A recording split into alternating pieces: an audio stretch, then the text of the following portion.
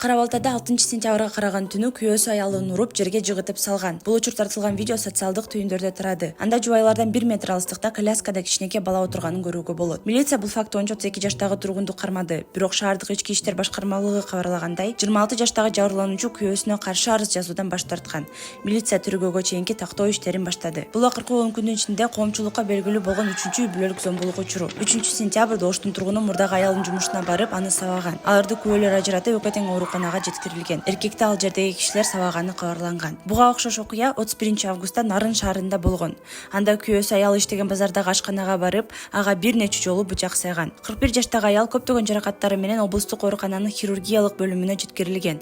Күйөөсүнө бейбаштык максатта өзгөчө мыкаачылык менен адам өлтүрүүгө аракет кылуу беренеси менен кылмыш иши козголуп, камакка алынган. Үй бүлөлүк зомбулук көптөгөн жылдардан бери чечилбей келген Кыргызстандагы башкы көйгөйлөрдүн бири. Буга чейин ички иштер министрлиги өлкөдө үй бүлөлүк зомбулук учурлары көбөйгөнүн билдирген. Башкы прокуратуранын маалыматына ылайык, акыркы 2,5 жылдын ичинде Кыргызстанда үй бүлөлүк зомбулуктан 34 аял каза болгон. Былтыр Кыргызстан дүйнөдөгү аялдардын бакубаттыгы жана коопсуздугу боюнча глобалдык индексте 177 өлкөнүн ичинен 95-орунду ээлеп, кайрадан аялдар үчүн Борбор Азиядагы эң кооптуу өлкө деп табылган.